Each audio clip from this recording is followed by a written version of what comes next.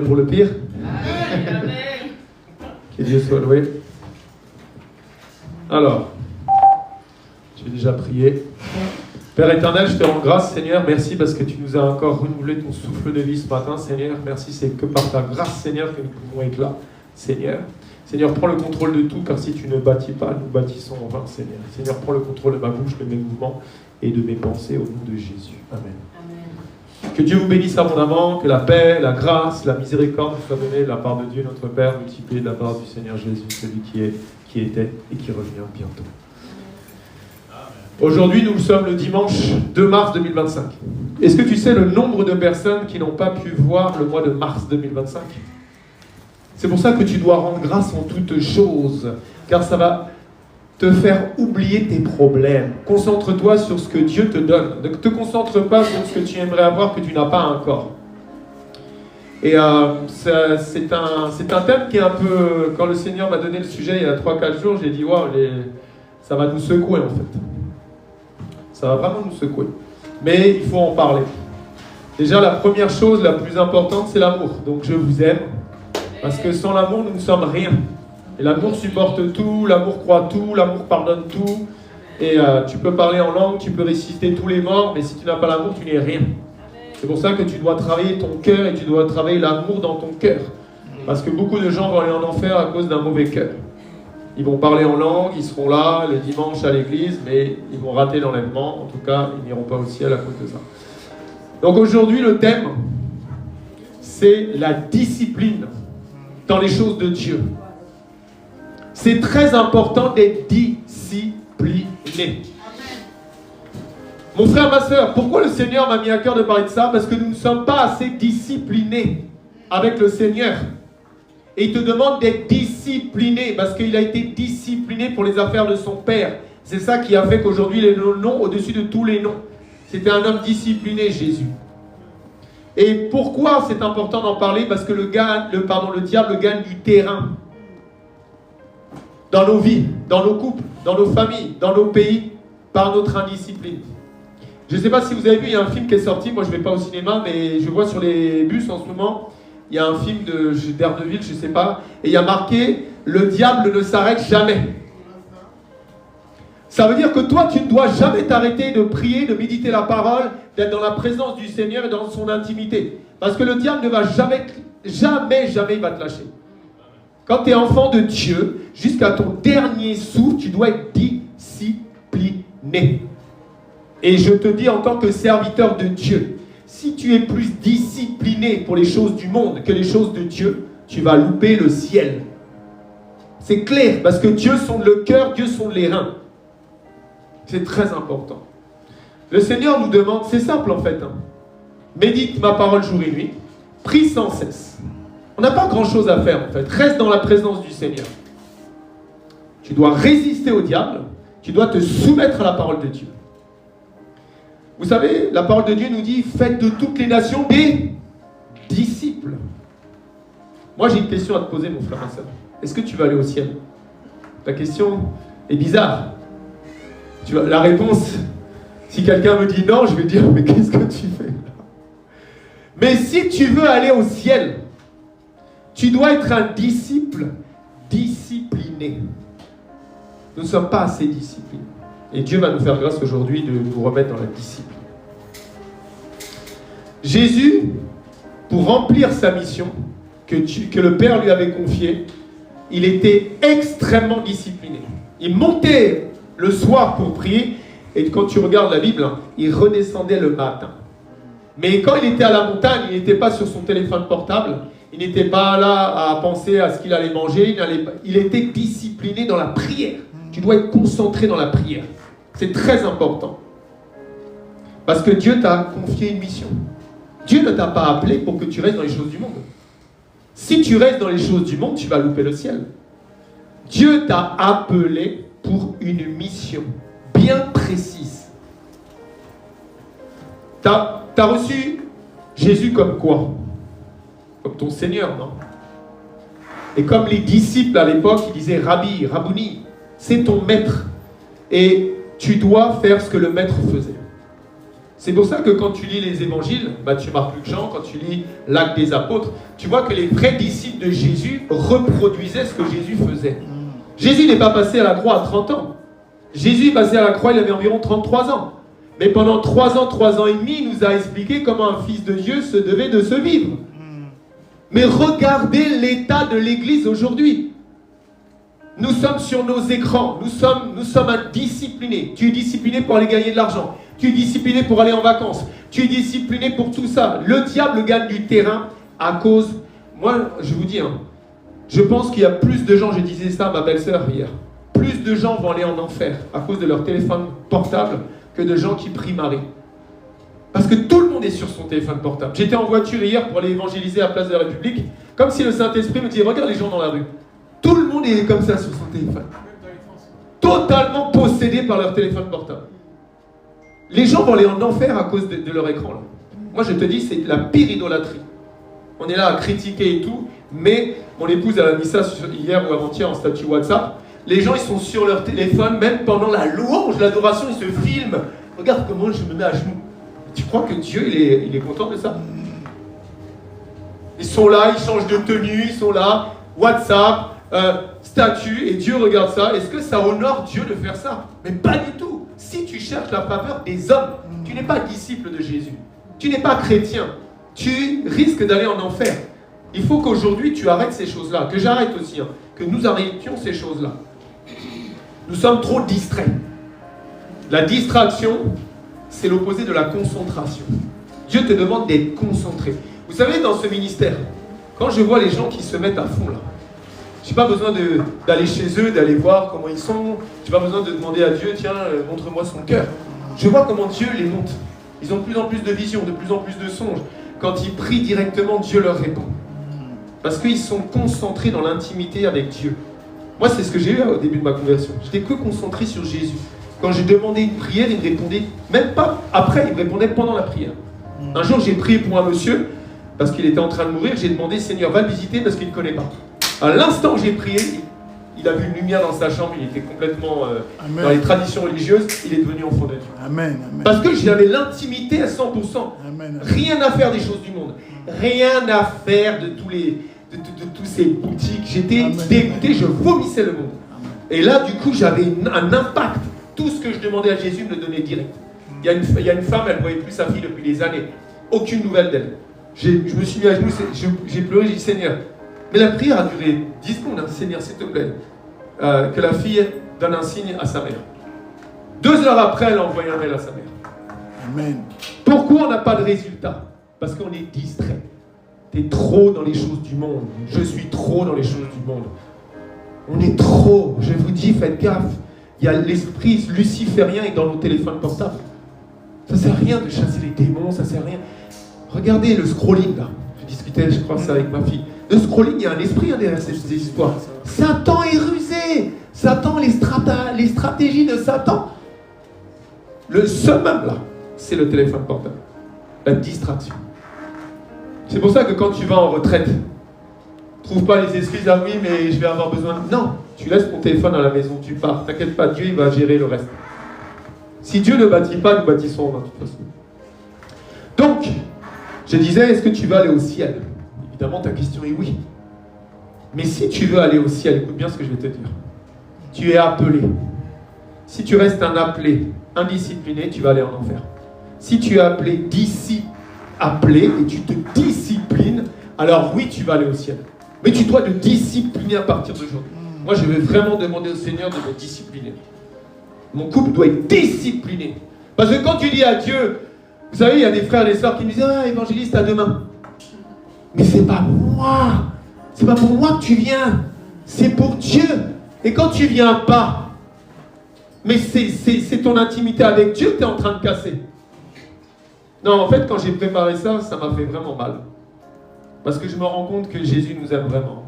Parce que ça, c'est le genre de message que tout le monde doit entendre. Il use de patience là avec tout le monde, afin qu'aucun ne se perde. Parce que ça, les gens ont besoin d'entendre ça. Tu peux parler en langue, tu peux chasser les démons, tu peux guérir les malades, tu peux évangéliser. Mais si tu n'es pas discipliné, chaque jour, on discutait avec mon frère Théo tout à l'heure. Moi, si je ne vois pas mon épouse pendant 1 heure, En fait, je me dis, mais elle est où? Si j'arrive pas à la joindre, ça m'inquiète. Mais toi, tu peux passer genre 6 heures sans aller parler à ton Jésus. Il y a un problème. Le diable prend du terrain à cause de notre indiscipline. C'est ça que le Seigneur m'a vraiment mis à cœur. Il m'a même... tu vois, regarde. Moi, mon épouse me connaît. Hein. J'ai plein de défauts, mais je ne supporte pas d'être en retard. Combien de fois on s'est disputé à cause de ça? Parce que pour moi, l'heure avec Jésus, c'est l'heure avec Jésus. Si je suis plus stressé pour aller prendre mon avion pour aller en Australie que d'être stressé pour être à l'heure avec les choses de Dieu, il y a un problème dans mon cœur. Dieu le voit dans mon cœur. Il dit, tiens, c'est marrant.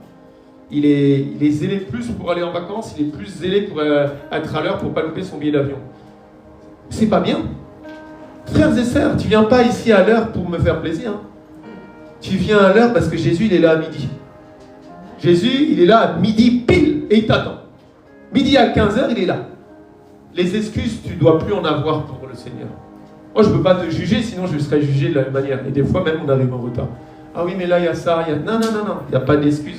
Pourquoi tu trouves une excuse pour les choses de Dieu, mais par contre, tu arrives à ne pas louper ton avion pour l'Australie? Tu as bien prévu d'arriver longtemps à l'avance pour ne pas louper. Parce que tu dis, ah, si je loupe mon avion. Mais mieux vaut ne pas louper le ciel, l'avion pour le ciel, que louper ton avion pour l'Australie. Il faut faire gaffe avec ça. Hein. Tu ne peux pas être en retard avec les choses de Dieu. Dis à ton voisin, à partir d'aujourd'hui, je vais me discipliner. Et prendre au sérieux. Les œuvres de mon Père. Amen. Amen. Tu dois être zélé pour les choses de Dieu. C'est trop important.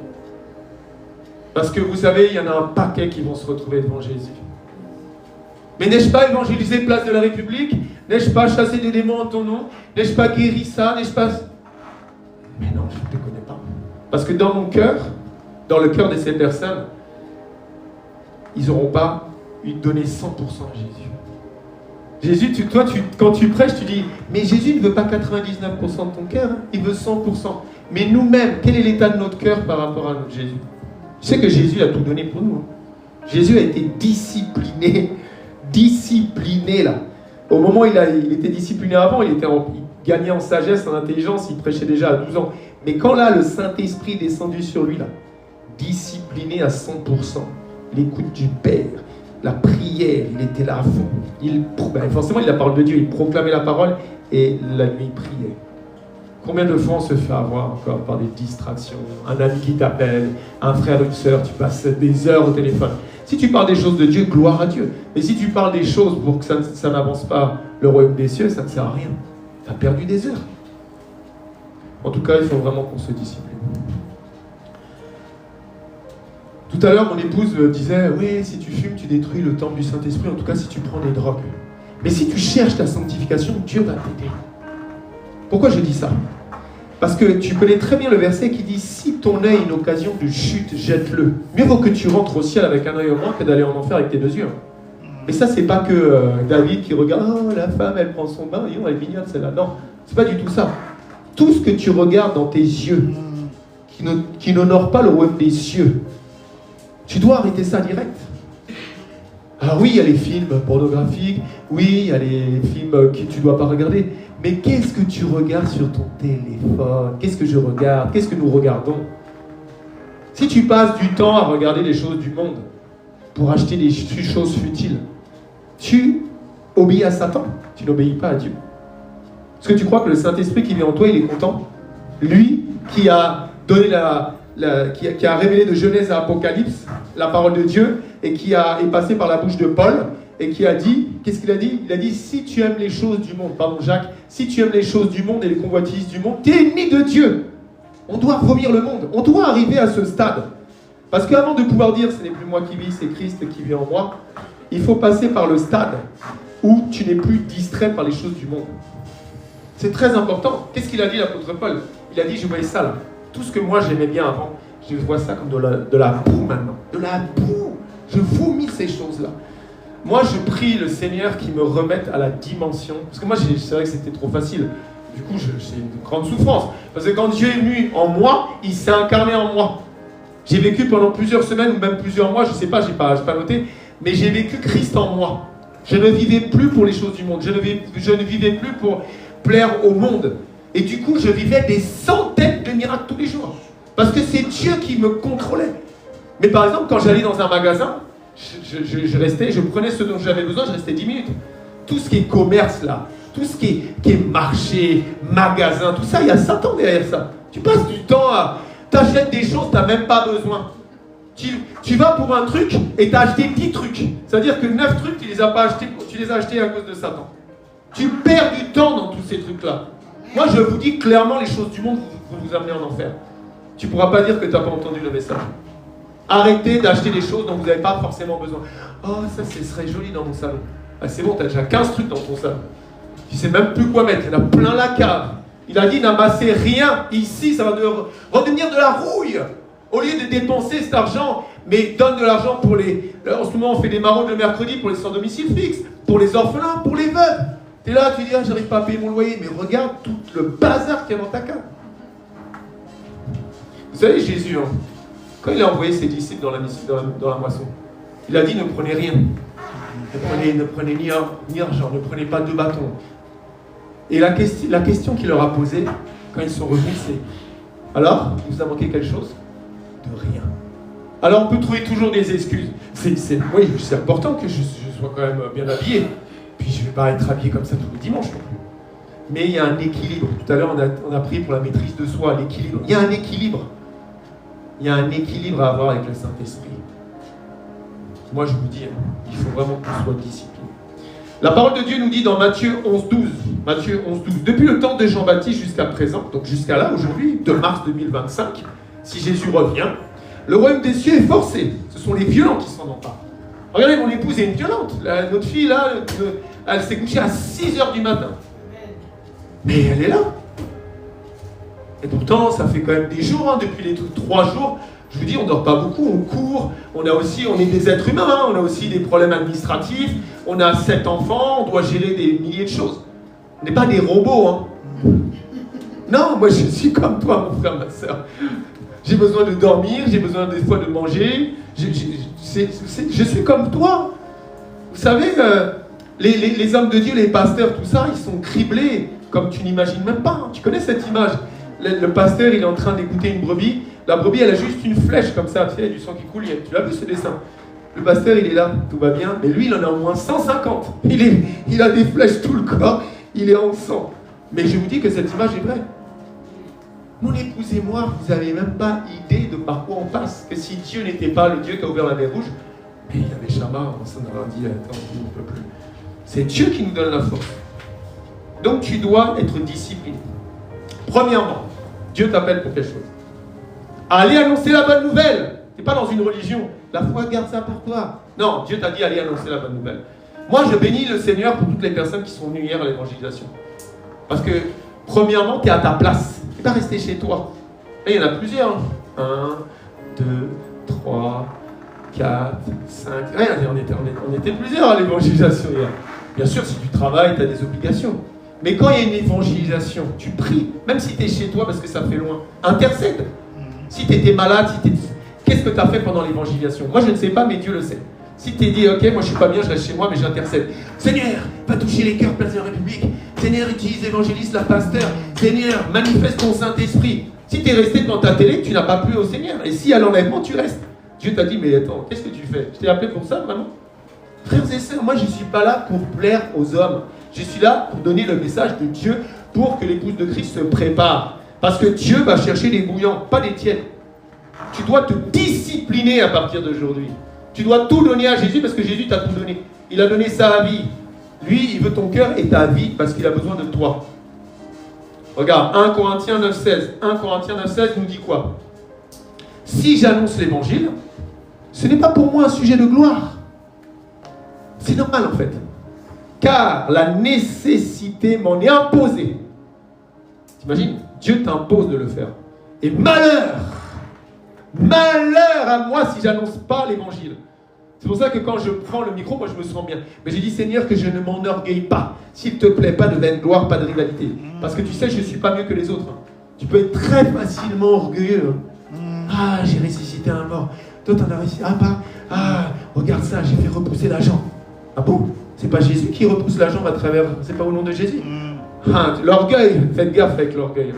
Seigneur, s'il te plaît, détruis l'orgueil en moi, détruis chaque cellule d'orgueil, de racine que le diable essaie de mettre là. Seigneur, je ne veux pas être orgueilleux, je vais être humble. L'orgueil précède la chute. Et vu que Dieu est derrière sa parole pour l'accomplir, dès qu'on commence à avoir de l'orgueil, Dieu le voit. Dieu nous donne des signaux. Attention, il y a de l'orgueil, tu vois alors la paille de l'orgueil, mais toi déjà une bonne poutre. L'orgueil, c'est très, très dangereux. Donc tu dois vivre comme Jésus vivait. Frères et sœurs, la seule chose que tu ne dois pas louper ici, c'est ta place au ciel. Moi je vous dis, tu as pu être l'homme le plus important dans un sport, tu as pu être truc, tu as pu ci, tu as pu être sympa, tu as pu faire des bonnes choses, mais si tu as loupé ta place au ciel, ça sert à quoi? Il faut se battre, il faut être discipliné. Paul avait bien compris, après avoir prêché aux autres, j'avais peur d'être disqualifié. Donc Dieu t'appelle, maintenant tu dois te discipliner pour aller jusqu'au bout. Il y en a un qui a une grâce, moi je parle toujours de lui, le gars là, à droite de Jésus. Les premiers sont les derniers sont les premiers. Lui franchement il n'a été pas discipliné du tout. Il a fait des bêtises toute sa vie, il s'est trouvé à la bonne place au bon moment. Ah oui, oh Seigneur, révélation, quand tu reviendras dans ton royaume, je te le dis, aujourd'hui tu seras dans... Lui c'est le dernier sauvé, c'est le premier au ciel. Il a sauvé beaucoup d'âmes ou pas lui? Est-ce qu'il allait évangéliser? Est-ce qu'il allait prêcher? Bon déjà il a détruit la doctrine de genre si t'es pas baptisé dans l'eau, t'es perdu. Déjà, c'est pour ça qu'il était là lui aussi.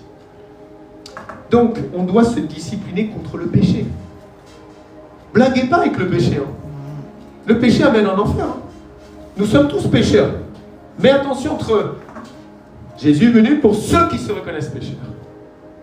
Mais tu dois résister au péché. Si tu pratiques le péché, tu peux là. Si tu pratiques le péché, tu vas aller en enfer. Tu dois choisir à partir d'aujourd'hui. Le monde ou Jésus?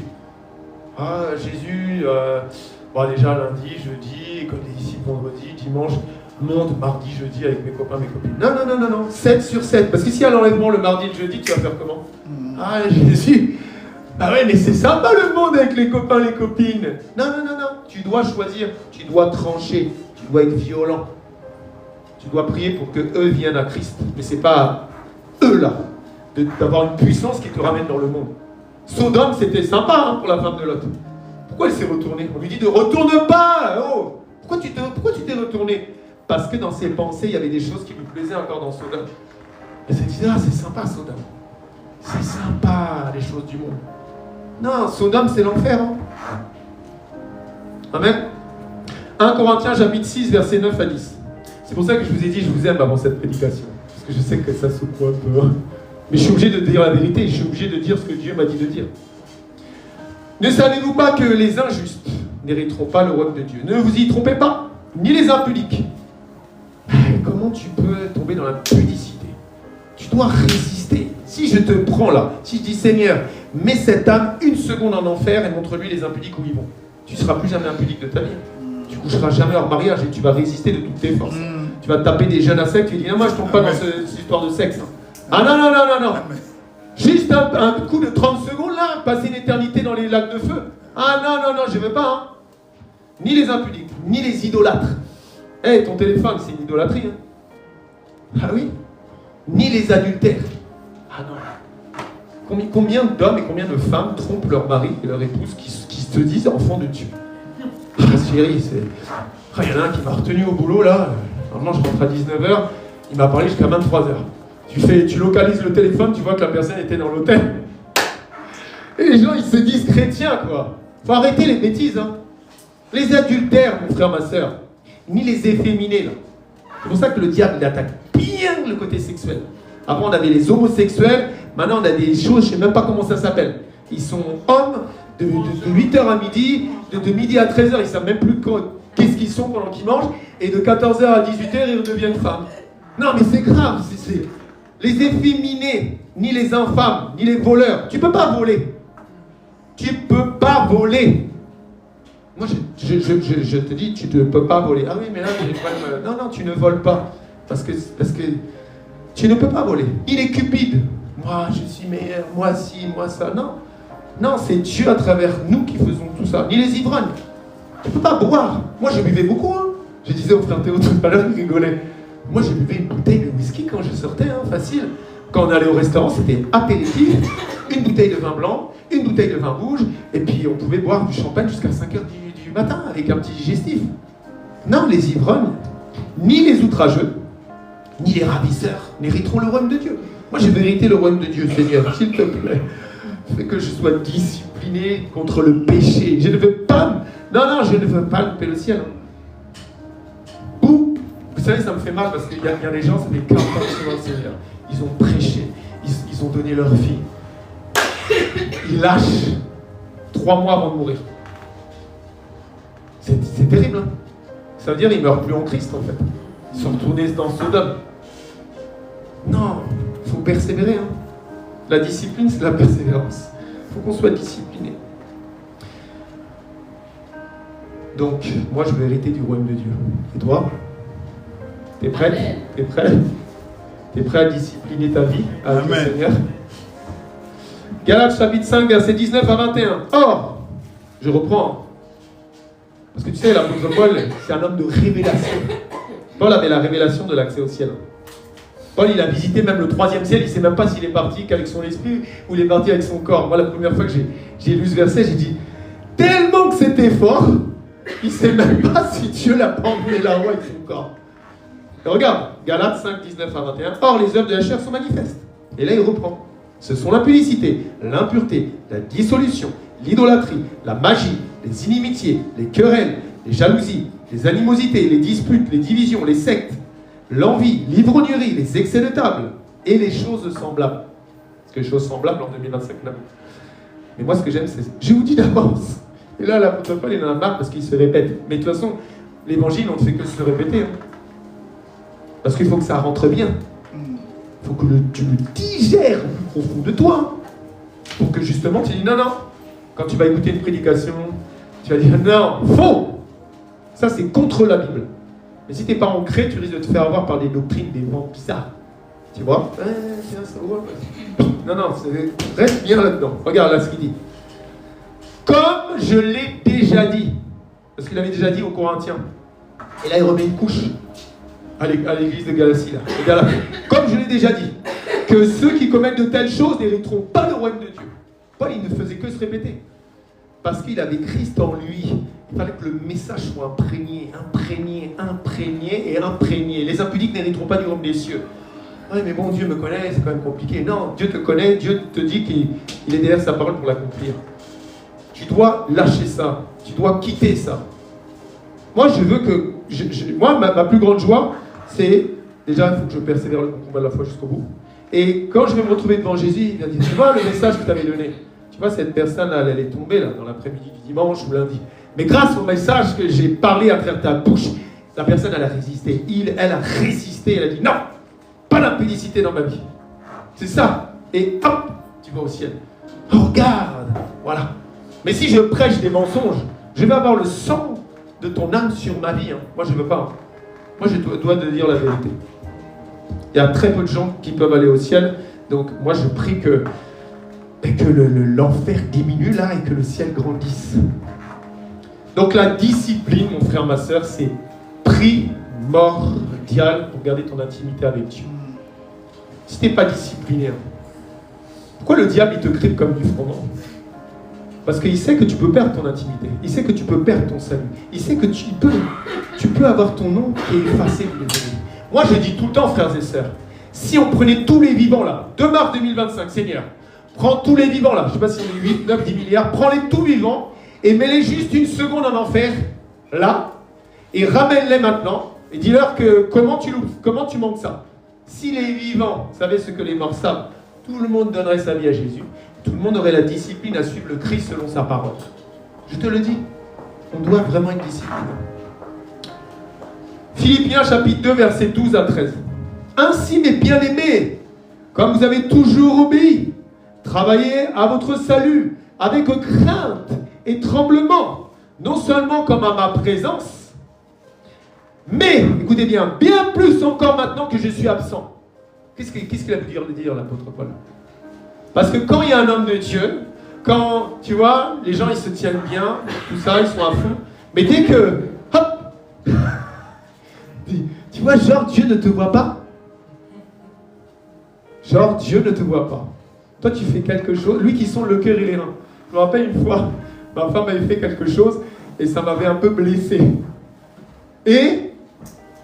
Mais elle était dans son droit, bien sûr. Et moi, je méditais les choses pas bien. Et Dieu est allé dire à mon épouse, tu sais que ton mari, là où il est en train de méditer ça. Donc Dieu voit tout. Comment vous pouvez croire que Dieu ne voit pas même un centième de seconde de ta vie? Je bois ma bouteille de... Non, arrête-toi avec ça, sérieux. Demande à Dieu, dis Seigneur, le mal que je ne veux pas faire dans l'alcool, dans la drogue, dans ça, mais moi, je me soumets à ta parole, je résiste, je tiens ferme là, tu tiens, tu dois, tu sais que quand tu donnes un coup à un péché là, c'est à Satan que tu lui donnes un pas, une bonne droite. Tu dois résister là, quand tu sens la colère qui vient, quand tu sens des choses bizarres. Tu dois dire, Seigneur, change mon cœur, regarde comment je réagis encore. Est-ce qu'un enfant de Dieu peut se mettre en colère? Est-ce qu'un enfant de Dieu peut être... Non, on a tous besoin de brisement. On a tous besoin d'être changés. Rejet, abandon, honte amène la susceptibilité, amène des choses bizarres dans l'âme. Tout ça, on doit être discipliné jusqu'à ce que Jésus dit. Voilà, tu es délivré du rejet. Mais c'est la discipline. Lui, il est le bon potier, il ne change pas de place. Il est dans la maison du bon potier. Il attend juste que tu ailles dans sa présence pour qu'il continue son travail. Mais si tu es sur ton téléphone portable à regarder des séries débiles, à être avec tes copains, tes copines, je ne sais pas, dans le monde, dans les boîtes, mais je crois que tu n'étais plus dans la bonne maison, là. Tu es en train de perdre ce que Dieu t'avait déjà donné. Ah, Seigneur. Philippiens, chapitre 2, versets 12 et 13.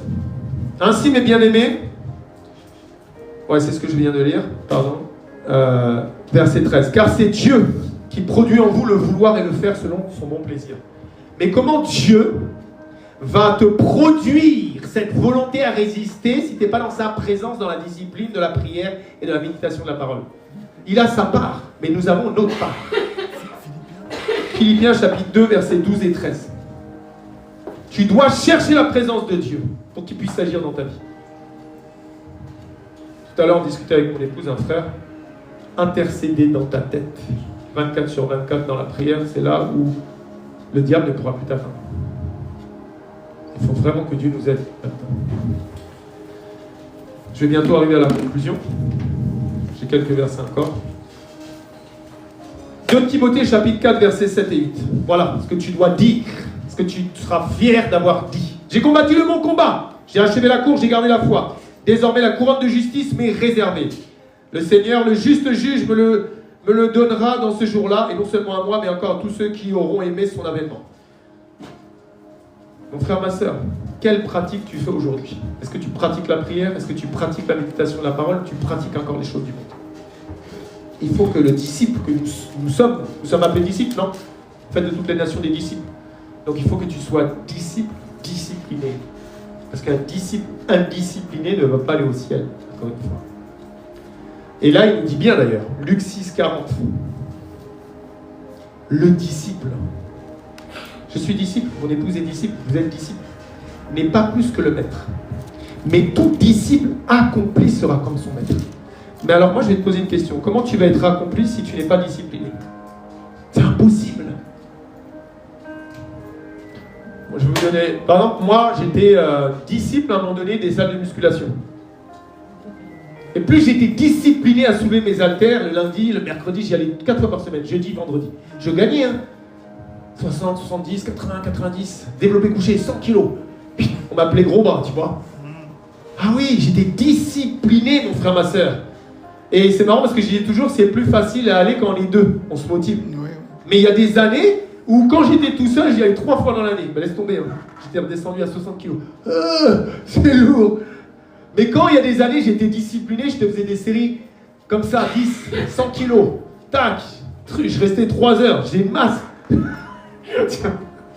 Mais, tu vois, le muscle, c'est comme la vie spirituelle avec Jésus. Tu vas pas au sport pendant 1 an, ce que tu as gagné pendant 4 ans, tu as perdu plus en 1 an. Ah, la musculature, c'est ingrat ce truc-là. Parce que moi, j'étais pas là avec les anabolisants et tout. J'étais vraiment là, pur. Ah oui, du coup, je me rappelle, j'étais en 4e, je battais tout le monde au bras de fer. Même tous les 3e, j'étais discipliné. Je faisais 800 abdos par jour. Ah oui, j'étais... Laisse tomber. Les gens me disaient, toi, t'es un fou, Julien, dans le sport. Allez, je vais courir 10 km dans le sable mou, là. Mais du coup, voilà. Mais j'étais discipliné. Aujourd'hui, tu me demandes de soulever même, de faire 10 pompes, je vais avoir du mal. Avant, je t'en faisais 100 et je faisais des tractions comme ça avec un bras. Laisse tomber aujourd'hui. Hein. Je vais me casser le bras. Donc, toi, comment t'es discipliné avec Jésus? Ben oui, t'es discipliné dans la prière. Parce que, comme dit mon épouse, des fois, t'as des réserves de prière. Mais t'inquiète, hein, reste pas trop longtemps quand même sans prier. Hein. C'est comme les muscles. Ta réserve, elle dégage vite fait. Tu vas perdre l'habitude de prier. Tu dois prier sans cesse. Tu dois méditer la parole jour et nuit. Quand il y a des trucs d'évangélisation et tout, tu dois te bouger. Je disais vous savez, le problème de nos enfants. Moi, je suis un peu énervant avec mes enfants parce que je les aime. Ils sont lobotomisés par les écrans. Ils se lèvent, parce qu'ils voient les grands sur leur écran. Mais c'est du poison, ces trucs-là.